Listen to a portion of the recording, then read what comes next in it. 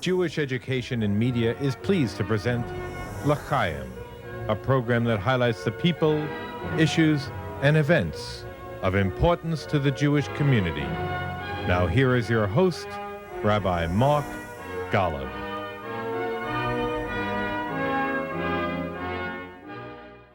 I'm Mark Golub, and on this edition of L'Chaim, I'm joined by a man who's devoting his life to educating people to the truths about Israel, what it is, what it contributes to those living in the Jewish state, and helping to dispel the myths and stereotypes which are so often parroted in the American and European media. I've had the pleasure of welcoming him to JBS many times. The indefatigable Yishai Fleisher, who is now the international spokesperson for the Jewish Community of Hebron. Yishai is a Sabra, born in Haifa. His parents had made Aliyah from the former Soviet Union. The family did move to the U.S. when Yishai was 8 years old. He lived in New Jersey. And then when Yishai Fleisher was 17 years old, he returned on his own to Israel to serve in the IDF as a lone soldier, and he's made Israel his home ever since. Though he returned to the United States to earn his undergraduate degree from Yeshiva University and a law degree from Cardozo Law School. Yishai, it is wonderful to have you back at this table. How have you been? Good. How have you been? It's I've been personally, very well, thank God, and I'm growing along with the Jewish state. We had another child. Mazal And, when I was born, there was 3 million Jews in the land of Israel. Now there are 6 million Jews. Amazing. And my new son, Israel David, is one of those 6 million. But at the same time, Israel has seen the Gaza war that we've dealt with, and that since I've seen you last, and that Gaza war also caused a lot of violence where I live in eastern Jerusalem. And now the knife intifada, whatever it's called, it doesn't yet have a kind of an official name, but this wave is something that we're dealing with. And so Israel, has that duality of being a shiny, successful state and yet facing terror. I did want to ask you, first of all, you live in the Mount of Olives, and you're now the international spokesperson for the Jewish community in Hebron. And you told me every day what a trip you make from the Mount of Olives to Hebron, every day.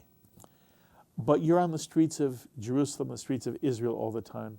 What's the mood in Israel today, given all of the spate of violence that once again is being hurled at the Jews of Israel in an indiscriminate and sometimes a very frightening way?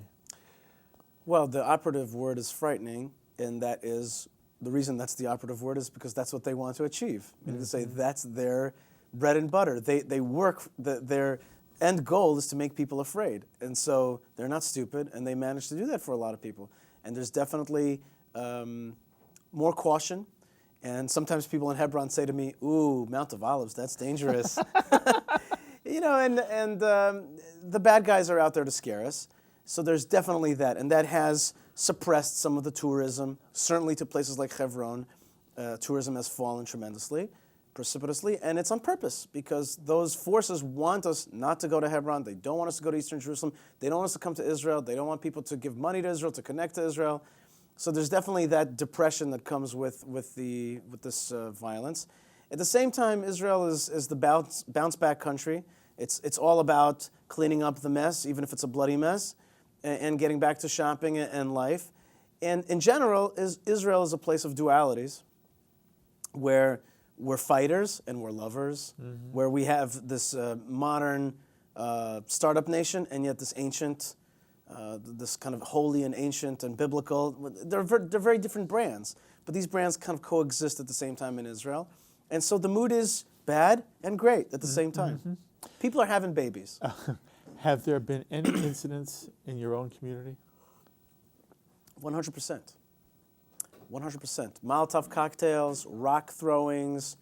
I really live very close to the Damascus Gate, what we call Shar Shechem, the Shechem Gate or the Nablus Gate, because that gate faces north towards those places. There has been recurring attacks. And policemen have been attacked. Policewoman, Hadar Cohen, was murdered She was a policewoman, a young policewoman, who spotted terrorists before they kind of revealed themselves and helped save tens of Jews, probably, tens of Israelis. But she lost her life in that process. And in Hebron, a good friend of mine who was a Russian gardener, Russian Jewish gardener at the Tomb of the Patriarchs and Matriarchs, I had seen him that morning. He offered me a cup of coffee. I didn't have time to drink it. I was dealing with some Australian press. And 3 hours later, I heard that somebody got stabbed at the Tomb of the Patriarchs and Matriarchs, and it turned out to be Gennady. Mm-hmm. He fought for 2 weeks, and then he succumbed. Mm-hmm. He was very badly wounded by a jihadist, somebody who had accepted the tenets of jihadist supremacism, and he was attacked and killed, murdered. And he's buried in Hebron in the ancient Jewish cemetery there. So I can't say to you that I haven't seen Israelis be injured. Moreover, I've seen right in front of me two terrorists, one dead and one still bleeding out. And the orders are that we're not allowed to give them immediate treatment until the IDF comes and kind of makes sure that they don't have any explosives or other things on them. So I saw a young girl, and I must say that she was beautiful. Beautiful Arab girl, dressed beautifully. She woke up in the morning, decided to put on her best socks and best shoes, and she came out to stab a Jewish soldier, and she was shot. I saw her still writhing around in pain when we got there, and she died a few days later. Mm-hmm. How did you happen to come? Why were you there? I was walking out of the office in Hebron. The chief of security ran past me, and I said, "Yoni, what's going on?" He said, "Get in the car, get your camera out, get your phone out." I jumped in the security jeep with him, and he gunned it. And he's a guy who's seen a lot of action. He jumped out of the car. I followed him. It was regular day on the job. And then there was this person laying in front of me, and I couldn't help but wonder how such a young lady who seemed wealthy and good looking and kind of her future was ahead of her had decided that it's a good idea to die that day in what I would call a futile, but what the jihad would see as a great destiny of trying to destroy Israel. Mm-hmm. There's something that feels nuts about it, doesn't it, Yishai? There's a lot of nuts things right now. What's going on in Syria, the tensions, the superpowers involved in Syria, Syria, Turkey, Kurdistan, all those. There's a lot of nuts things right on our border there. There's a nuts atmosphere, which is, I call it the ISISization of the local Arab and Palestinian population. Really? Yes. It's interesting. We've talked many times, and people should understand I have a social relationship with Yishai as well. It's not always true with the guests who sit at this table. And he has been wonderful to me and my family. And I brought my chavurah to Israel, and we were in Yishai's house, and he took us all around the Mount of Olives. It was a fabulous, fabulous time. We've talked many times. This is the first time in our conversation you've used the word jihadist and ISIS. It means in some way the discussion is framed differently. To what extent do you feel that what Israel is facing is not simply an issue of Arab or Palestinian, but it's really a jihadist movement which is part of the entire ISIS phenomenon and the extreme Muslim ideology which is creating terror throughout the world? To what extent should American Jews see what Israel is facing in its conflict with the Palestinians as part of that larger issue? So I use the word jihad on purpose because I don't want to use the word Arab, okay, or even Muslim. Because the truth is that we, even in Hebron, which is considered, one of the more extreme of the settlements, or what we call, kind of courageous Jews living in an ancestral Jewish homeland, we have many Arab friends who do not agree with the jihadist mentality, who are looking to get rid of even the Palestinian Authority, see Israeli sovereignty come back over that area. We have Arabs and Muslims who think differently. But the jihad is very strong right now. The jihad is a kind of an ideological virus. It's an idea. It's not a race. It's not an ethnicity. It's an idea. But it infects, or the people that are susceptible to it are Muslim Arabs. Through classic Islamic values sneaks in this idea of jihad. And so there is jihadism in Hebron. There is jihadism in East Jerusalem. Places like East Sawiya are just simply full of jihad. It's called Hamas. It's labeled a liberation movement, but in fact it is a supremacist movement. And it doesn't What's their goal? Their goal is to get rid of folks who are not like them, Jews being just one of them. If they're Kurds, if they're Yazidis, if they're a Muslim who says, you know what, I don't think this Israel's so bad after all, that's who's going to get it. So they're supremacist against anybody who doesn't think like them, Jews being just one of the groups. In the Middle East, there's two kinds of minorities, armed minorities and unarmed minorities. So if you're a Copt or a Yazidi, you're just on the run. And they'll either push you out or take your head off, or you'll just leave. You'll get on a plane and go. Or there's armed minorities like the Kurds and the Jews who refuse to be bullied and want to stay there and basically push back on the bullies. And that's a very Jewish trait, I think. So right now, with regard to American Jews, yeah, we have to understand that what was once in the 40s, 50s, and 60s a jihadism that was based on secular nationalism. Today, secular nationalism isn't in place. ISISization, which is a kind of global jihadist caliphate-style movement, very intolerant, uses classic Middle Ages type violence to achieve its goals, and it's proud of it and makes sure that it gets seen on TV. They are the milieu. And the only way to stop it is to send them a signal that they will not achieve their goals with us, and that we know how to use violence, directed, pointed violence against those forces to push them back. We will not be moved. Mm-hmm. You speak Arabic? Oh, bissel. You learned this as a child, yes? Yeah. You have Arab friends? I can't say I have Arab friends. I have Arab acquaintances, and I have also Arab colleagues. When I mean colleagues is that Arabs will meet with me. You would be surprised, Mark. You would be surprised. I'm sure. Tell us. Well, I wish I could tell you everything, but the fact is that if I told you everything, their life would be in danger. There are many Arabs. Isn't that a tragedy? It is an absolute tragedy. That very fact is a tragedy. They live in a supremacist society. A large part of their society has a supremacist element. Again, not against just Jews, against people like them. Muftis, equivalent of rabbis, who are actually saying things like, it's against Islam to fight with Israel, Allah's with the Jews, it's against Islam not to recognize the fact that the Jewish people are going to come back to the land of Israel. There are such statements even in the Quran, and fighting the Jews has only led to our own civilizational collapse. Let's stop it. But they're asking us for help, fiscal, security, media, every kind of help we can give them, but they live in fear. Okay, so I have Arab colleagues. I can't be friendly with them. I can't be friends with them on a regular basis because we meet clandestinely, and we do our best in a 2-3 hour meeting to get a lot done. But I hang with Arabs. Mm-hmm. Even in Hebron, there is a young Arab named Muhammad, who basically is my interlocutor. He does my job on the jihadist side. Yes, he's an on the mildly jihadist, but certainly anti-Israel side in Hebron. Yet I sit with him, and we have coffee, and we talk, and I try to make inroads with him, and I tell him, do you really want your son to one day, be a jihadist stabber and to lose his life? And he says to me, of course not. And yet at the same time, he says, I'm ready to die for Al-Aqsa.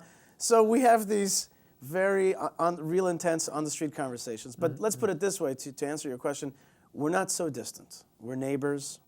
We see each other in the streets. It's not a warm peace, but there's a kind of détente that exists right now on the streets until things go down, until somebody comes out who is a jihadist, and then all hell breaks loose. You carry a gun. Absolutely. Absolutely. All the time? Absolutely. In the shower, No, I when you go out, you carry a gun. Always. Okay. But I do so out of a profound sense that Jewish self-defense is a value. Mm-hmm. It's not because of fear. It's not fear. It's not fear. It's not fear. It's not fear. It's more like a policeman that walks around. He's not walking around in fear. He feels himself to be responsible to keep the peace. And I am a kind of volunteer police officer. I'm a person who believes deeply in Jewish defense. And it doesn't come out of a very, it doesn't come out of a, oh my God, anything can happen. No, it's my country. I'm a Jewish person. I've been given the right to carry and bear arms. I will do so responsibly, and I will keep the peace. But you do so because you think to yourself, The symbol of the gun on your hip may protect you, and the gun itself may protect you if necessary. Do you mean to say that it sends a signal of deterrence? Yes. It sends a signal of deterrence. And it makes you feel safer. Yeah, well, it is a defense machine. Okay. And it's, guns themselves are horrible things. They shoot lead pellets into people, and that's a horrible thing. And they eat flesh. It's a horrible thing. But in the hands of a Jewish person who's been persecuted for the last 2,000 years, culminating in the Holocaust, it is a tool of defense. Okay. The reason I point this out is, you live in the Mount of Olives on the West Bank. You are working as a spokesperson for Hebron. You are associated with the Jewish right. And then I say to you, you carry a gun. So recently I had at this table Daniel Hartman, who is the president of the Hartman Institute in Jerusalem, well known to be on the left. And as we're talking, right here at this table, Daniel tells me, I always carry a gun. And it breaks a stereotype. The stereotype is, if an Israeli carries a gun, he must be a crazy right-winger. Right. But that's not the case. And Daniel says to me, it makes me feel safer. I asked him, did you ever have to take the gun out? He said, there have been occasions where I had to take the gun out. Have you ever shot it? No. By the way, as you were, he was in the IDF. As you saw combat, he saw combat. He hates war. He hates guns. But this is the reality at the moment of the life the Jews have in Israel. And I wanted you to comment, not really so much about why you carry a gun, but I wanted to hear your reaction to the fact that it's not simply people on the right who carry guns in Israel. And if Daniel Hartman is carrying a gun, it sends a different kind of message to American Jews who are watching L'chaim all the time. But I just wanted your reaction, your comment. Mark, to be honest with you, my comment is one of surprise. And that is that the idea that gun carrying as a Jew is a right-wing thing is anathema to Zionism. Zionism, the Zionist defense, the founding of the State of Israel and the Zionist principles was a classic Jewish left socialist frontiersmanship. Okay, but I want to make sure I understand. You speak to Jewish groups all over America. That's what you do. Wait. Are you saying to me that you're surprised that American Jews don't imagine Israelis carrying sidearms? No, they do, but it's not a right-wing thing. It's part of the DNA of Israel. Jewish self-defense was originally a very Jewish liberal principle. It was Jews who came out of Russia, out of a secular tradition, who said to the Orthodox and what's called the right wing, they said to them, wake up, stop being under attack, let's defend ourselves. See, you see, Mark, one of the reasons that you and I get along so much is that my quote-unquote right-wing principles don't come out of the Bible. They are augmented by the Bible and Judaism, but they actually come from a Russian tradition. I feel myself to be a Jabotinskite. I don't need the kippah on my head. I could say the same thing without the kippah on my head. It's not a right-wing thing. It's Jewish self-defense is simple. And I agree with my Russian friends in Israel that have no kippah and have an earring and completely secular, and yet we exactly agree on the same ways to defend ourselves. Who's the bad guys and who's the good guys? When you come from an ethnic tradition, from even a race tradition where you know your peoplehood, and you know that the other people don't respect your peoplehood, you defend yourself. It's really it's no messianic, biblical, wild-eyed thing. Okay, I want to say it in a different way. There's something in the American Jewish view, there's something sad about this, that Jews in their own homeland need to carry guns on their person.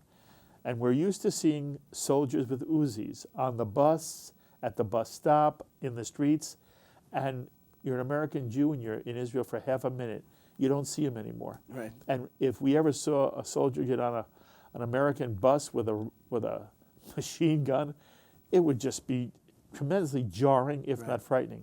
It is not even seen. It becomes part of the landscape in a way that is not militaristic, it's not violent, it's not.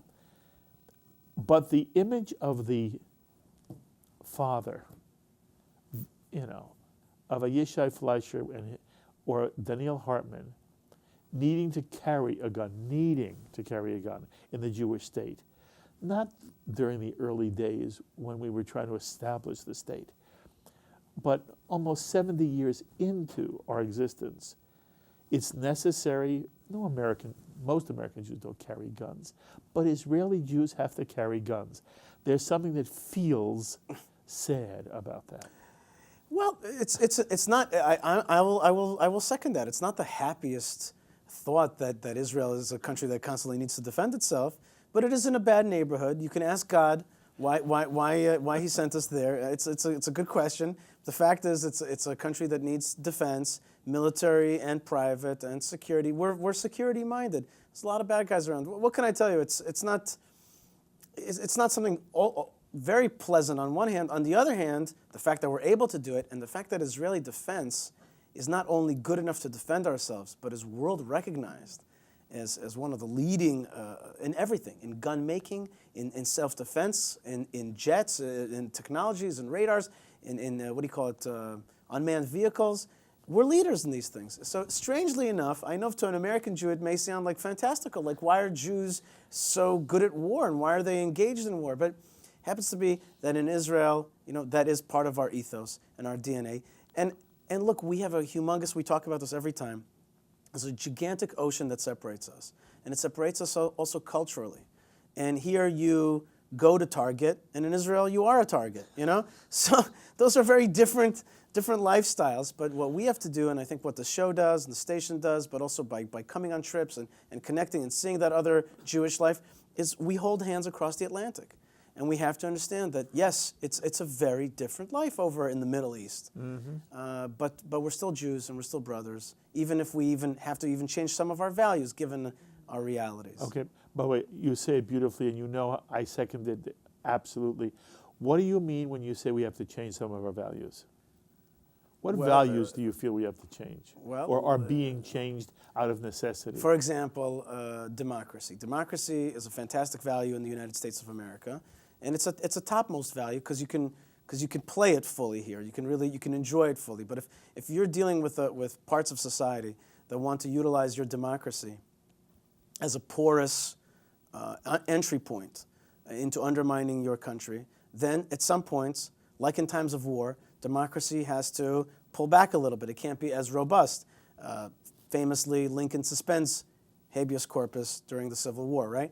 So same in Israel, like we can't have as robust of a democracy, and an American Jew comes there and sometimes is disappointed. But we have to pull back a little bit for two reasons. One, because of what I said before, jihadism trying to come in through those porous entry points, and also because we have another set of values which maybe trumps, according to some, maybe according to myself, trumps the democratic values, and that is the fact that we're building a Jewish state, an ethnic Jewish state. So if an American Jew who is living in a multi-ethnic, non-ethnic-based country to come into a Jewish country which has liberal values but still is sometimes illiberal because it's more Jewish than democratic or more defensive than porous, those points are jarring to an American Jew sometimes. Okay. I really want to hear you develop this. This is the most fascinating thing I've heard you talk about. And very often, the American Jewish mantra is the Declaration of the State of Israel set up a Jewish state as a Jewish and democratic state. Right. And in America, there is among some real concern that Israel is willing to sacrifice the democratic character of the state for the Jewish character. And Yishai, I can't tell you how many people sit in that chair and say to me, if Israel can't be democratic, it shouldn't be. If Israel can't be democratic, it shouldn't be. Now, I am very sensitive and appreciative is a better word to this Jewish idealism. We're going to be a Jewish state that says to any non-Jew who wants to become a law-abiding, loyal citizen, come. You don't have to be a Jew. And you'll come and you'll live here and you'll have the right of citizenship. That's the way the state was developed. I've said to you at other times at this table, if I had been able to say to the founding fathers of the State of Israel, I would have said that you have the Ger Toshav analogy, model where anybody is welcome who's not Jewish to be a full, to benefit from every legal, social, educational, health, right, civil, but you can't vote. That this is a Jewish state. And I've said to you before, in some way I fantasize in my world, it should have been called Judea, and only Jews are. It would say more to people. This is a state of and for Jews. Anybody can live here, and anybody can convert to Judaism. You can it's easier to become a Jew than an American citizen. You want to be a citizen of Israel? Be a Jew. Otherwise, we will protect your rights, but you can't vote. But that's not what Israel chose to do. Israel chose to be a Jewish democratic state in which anybody, Arab, Christian, wants to be part of the state, a citizen, they get the vote. And it's hard for me now to hear you say that Israel is willing to sacrifice some of its democratic principles, because from behind my eyes, it hasn't done that. It has remained committed to the notion that ultimately every Arab who is an Israeli citizen should have absolutely the same rights and the same funding as Jewish communities have. And what seems to me to be true is that Israel has the same right America has. If Israel is under attack, if there are even citizens of Israel who say we want to destroy the state of Israel, they are guilty of sedition, and they should lose some privileges, if not rights to vote.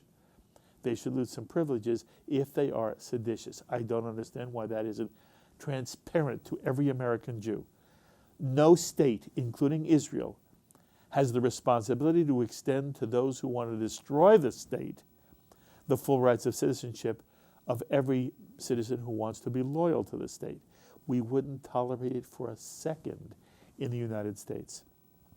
But that seems to be now, what I hope to do is frame the problem.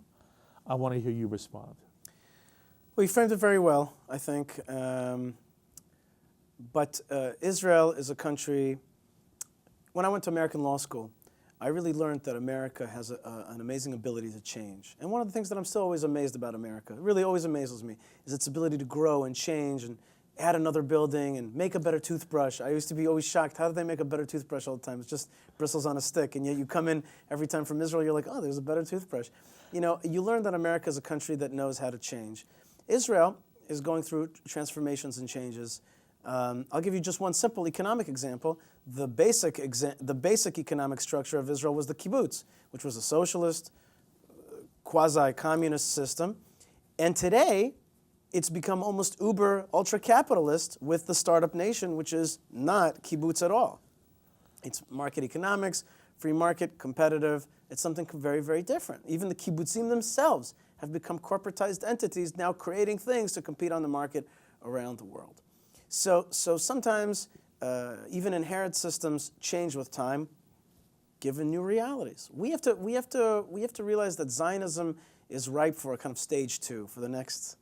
We're at the next crossroads, and it's important to kind of be ready for that crossroads and to be limber, and not to be kind of stuck with old paradigms. You know, famously they say about generals that they're always fighting the last war, and we can't afford to do that. So when it comes to Israel's minorities, I think you said it very well. If you want the opportunity to live in Israel, you want its benefits, you see it as a good country, then, as we say in Arabic, ahlan wa sahlan, welcome, marhaba, welcome to our country.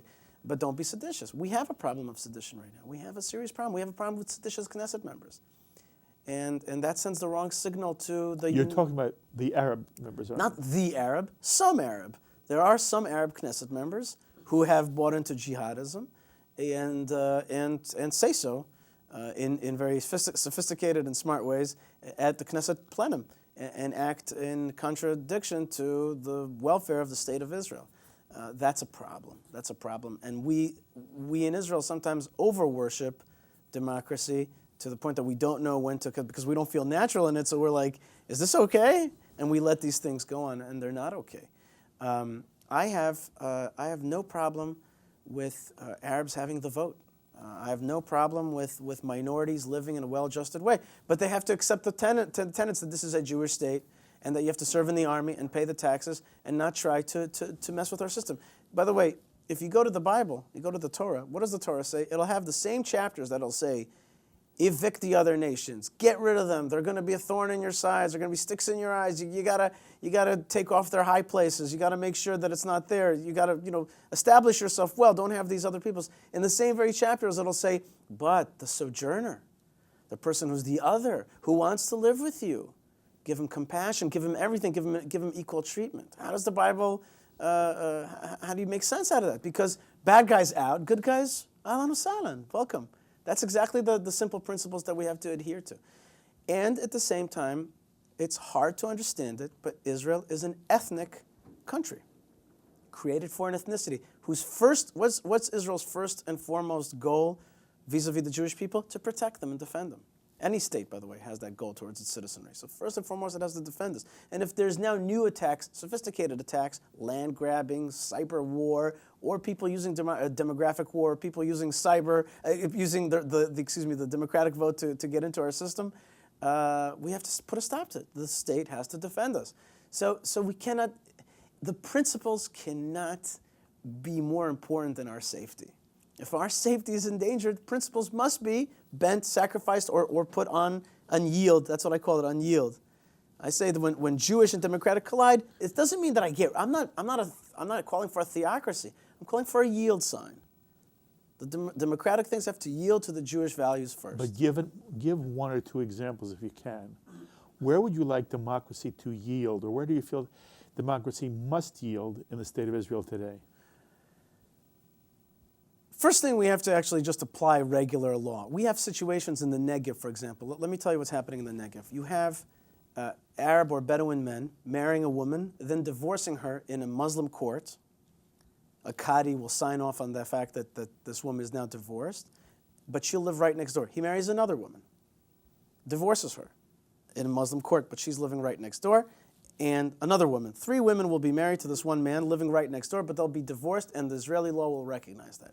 Then these 3 women go to the Ministry of Interior and say, we are raising single-family households. Please help us with the very large allowance that the state of Israel, as still a socialist country, gives to these families. And so this man is sitting back pretty.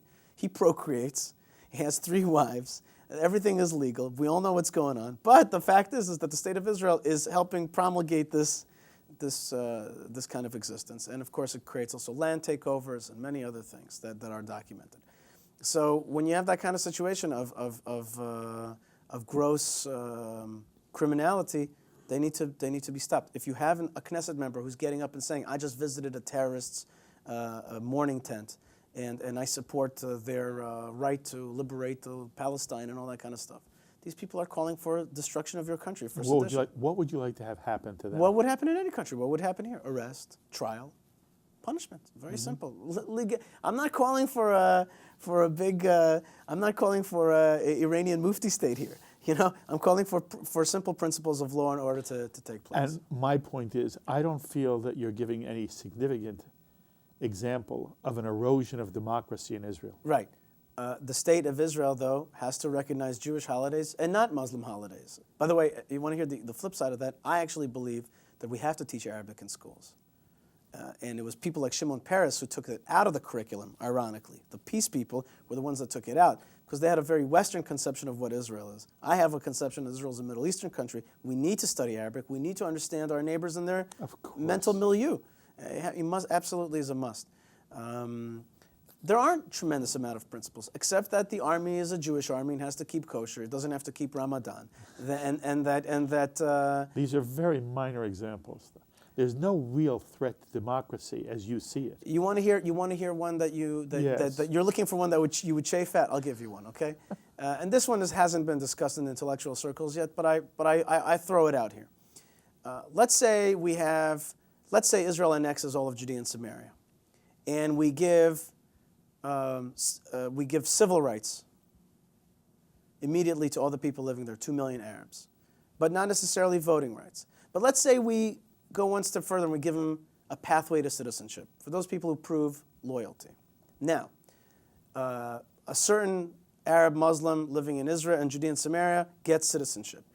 Do his children get it like in America, all fathered into now that they're citizens of Israel? And he's got 6 kids.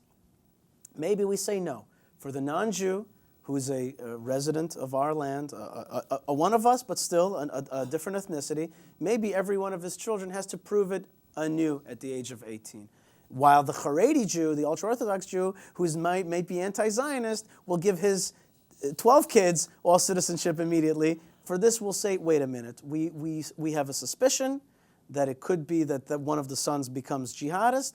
Every child, son or daughter, has to prove their loyalty anew at 18. Okay, that is a kind of that is a better example. Right, that is a kind of discrimination, and that's exactly what it is. The word discrimination it sounds like a bad word, but sometimes you have to be discriminating, right? You have to be cautious about certain things as to not let your own country be undermined by forces who will use your legal loopholes to destroy it.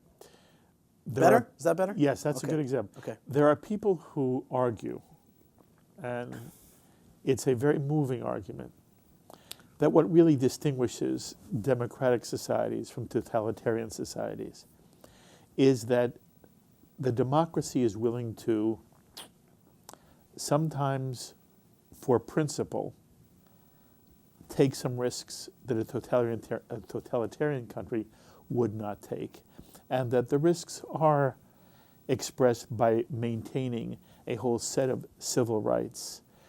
The Bill of Rights is really extended to all. The rights having to do with the justice system and the legal system, the penal system.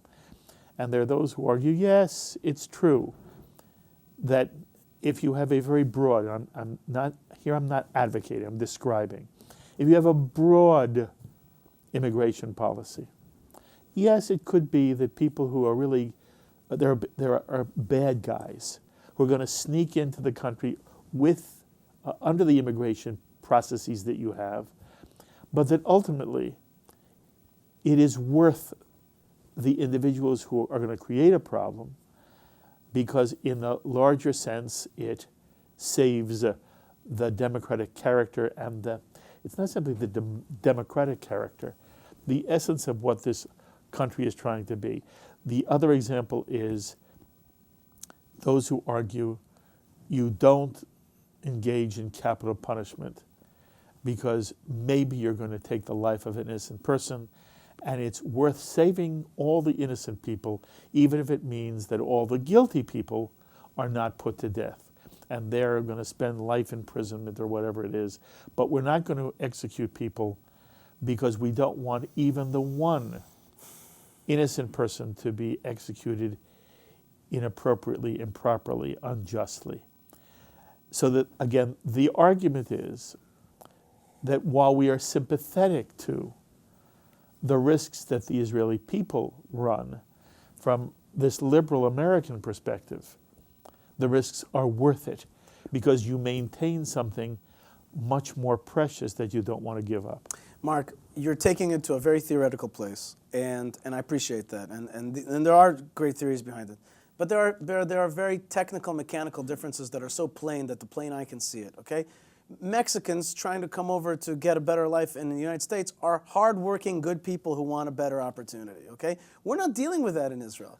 We're talking about an ethos that says and calls, and you see it in videos, and you could show your viewers, Itamar Marcus's Palestinian Media Watch. We're talking about serious incitement to murder. We're talking about jihadism, which is a global phenomenon. So this is apples and oranges, right?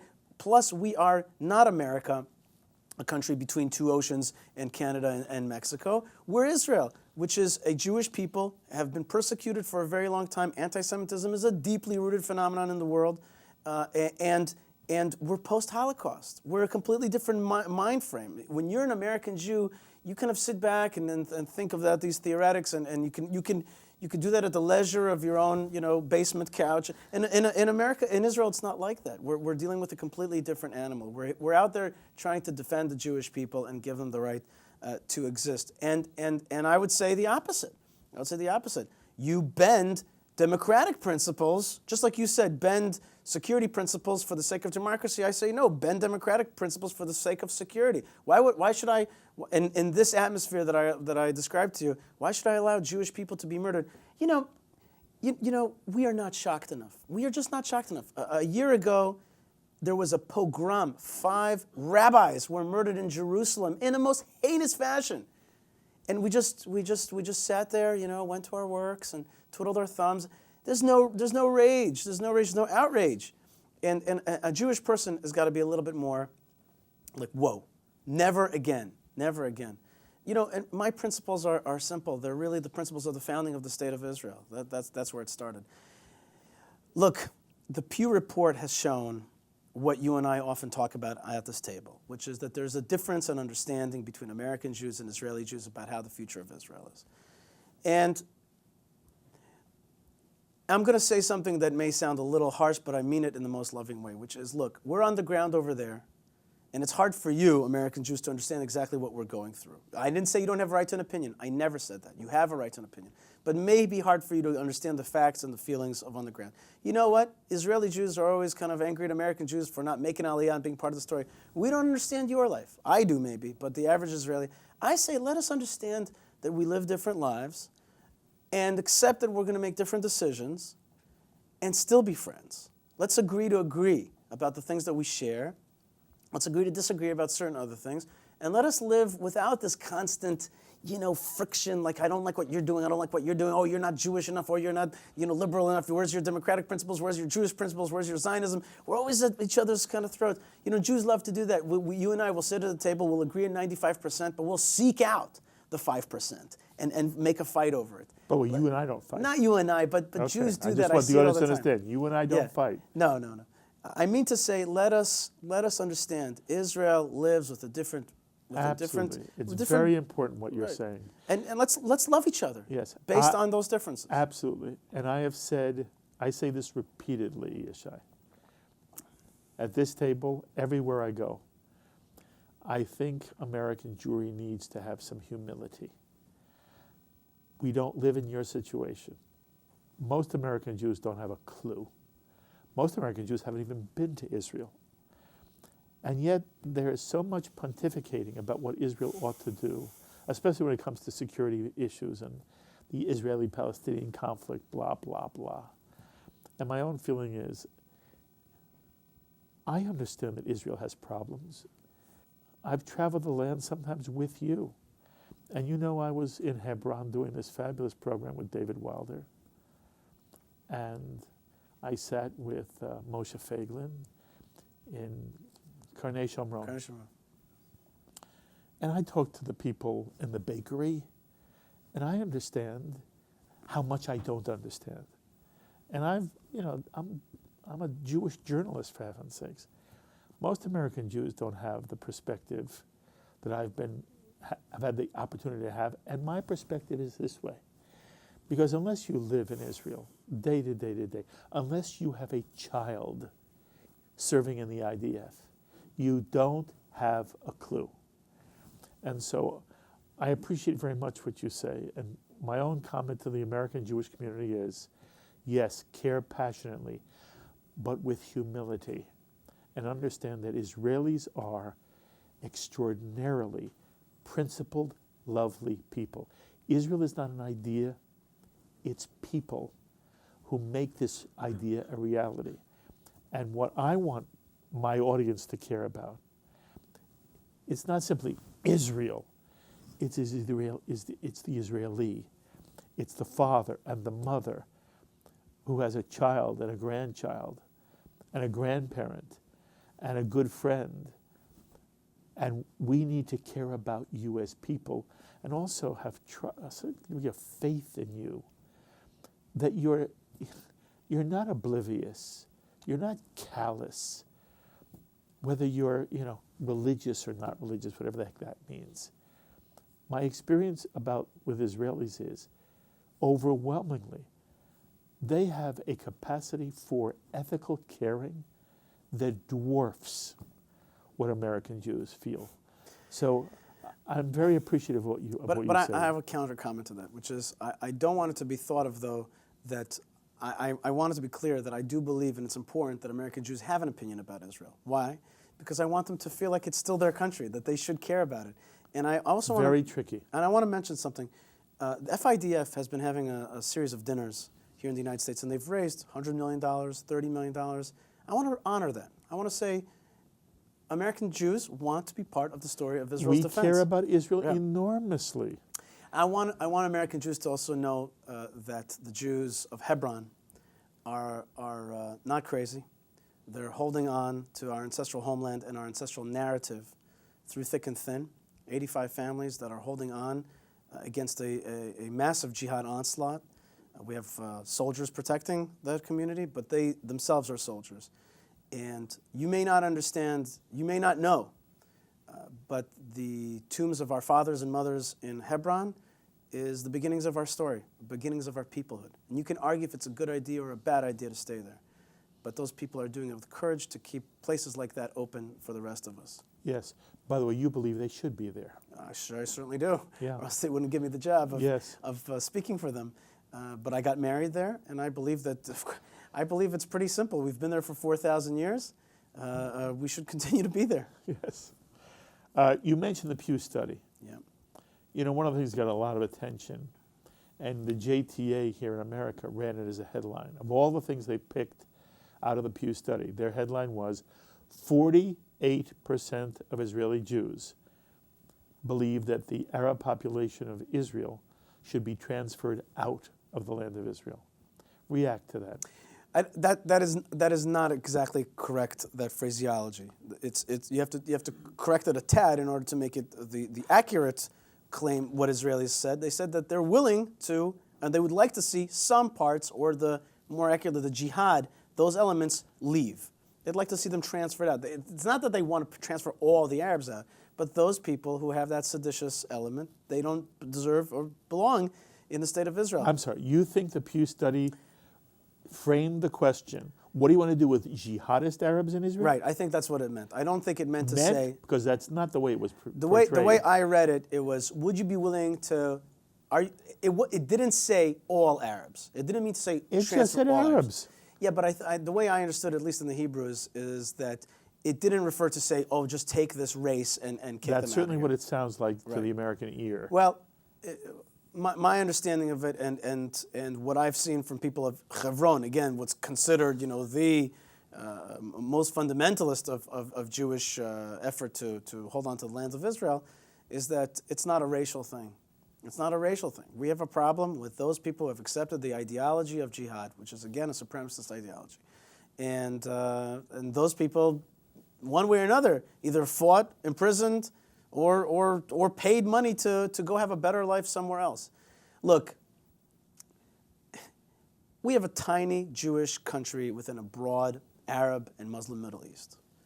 And one could come to the logical conclusion that would make sense would be an exchange of populations. They kicked out 800,000 Jews out of where they lived in places like Yemen or Iraq or Syria.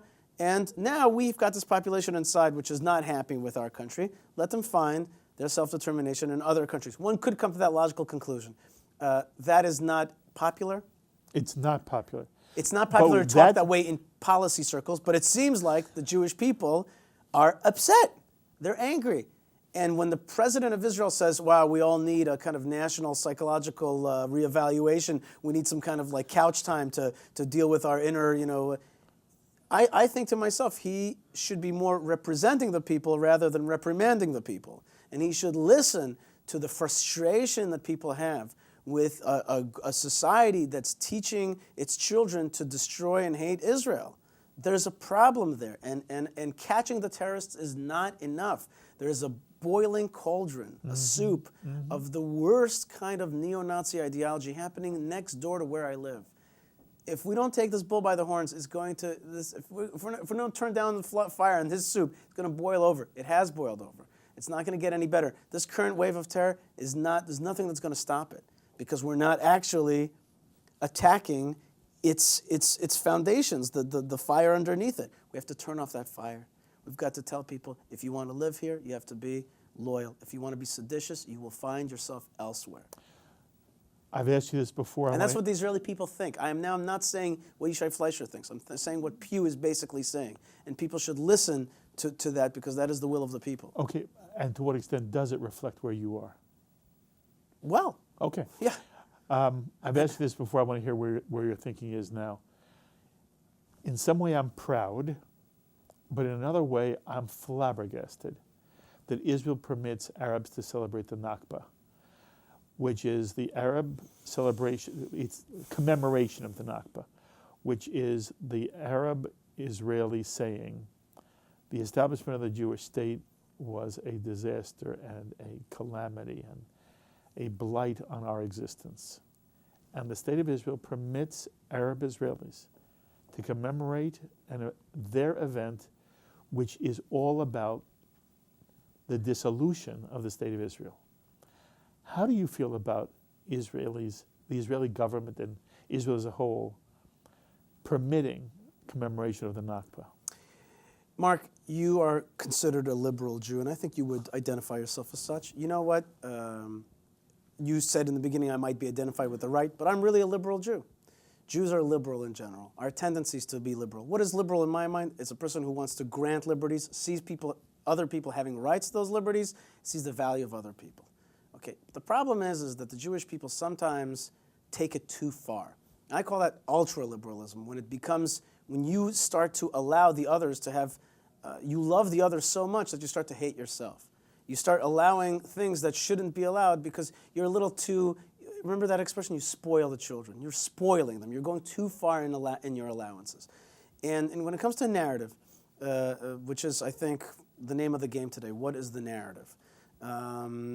We are allowing too much leniency in this call to destroy Israel, and we think that's democratic. It's not democratic. It undermines democracy in the end.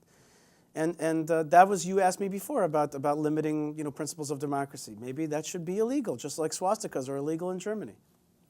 It should be illegal. But Israel has a hard time.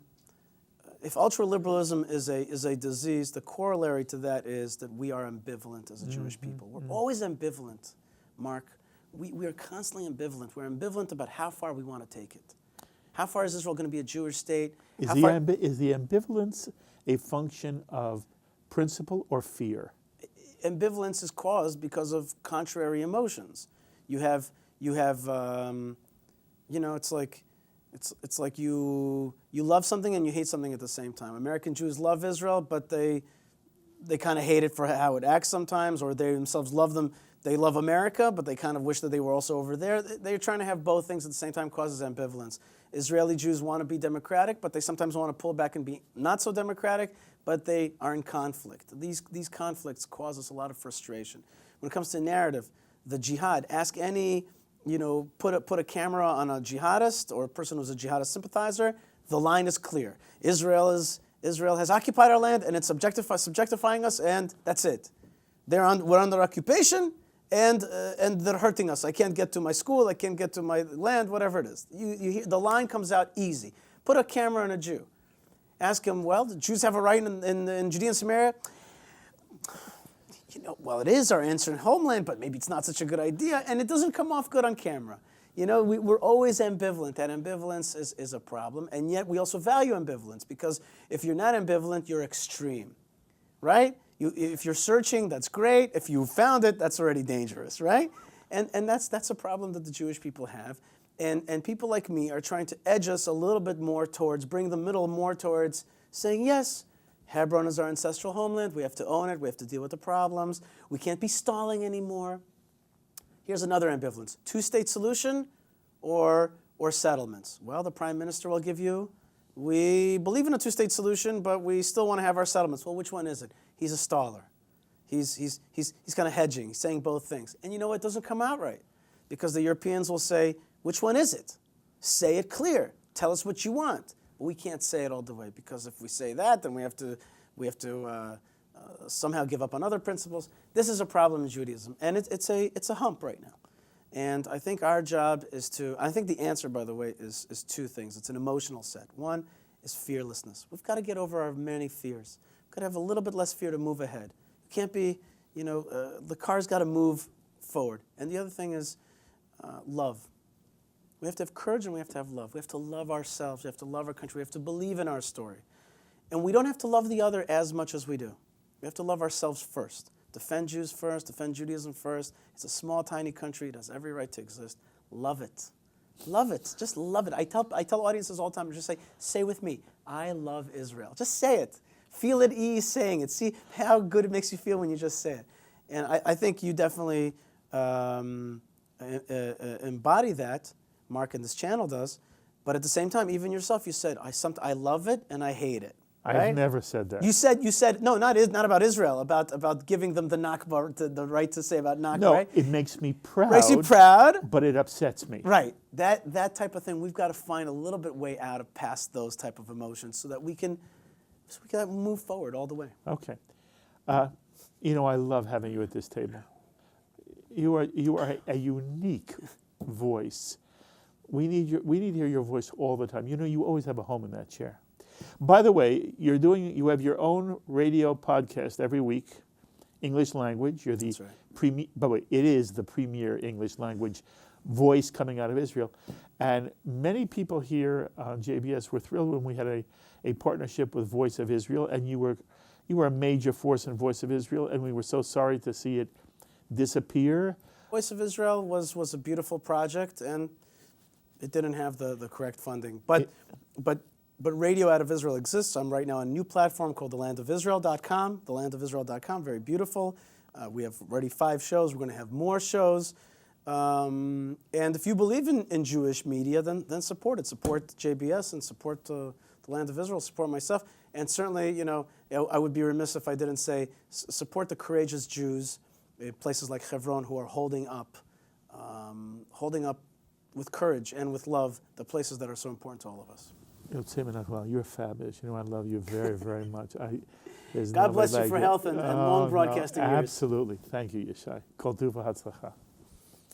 The thoughts of Yishai Fleisher, who is now the international spokesperson for the Jewish Community of Hebron. And again, he has his own English language podcast that you can listen to. As always, I invite you to be in touch with me with any thoughts or comments you may have to any of the ideas expressed by Yishai Fleisher. Please email me, write me, post on our Facebook wall, tweet me. I look forward to hearing from you. Until the next time, I'm Mark Golub. L'chaim, my friends, to life.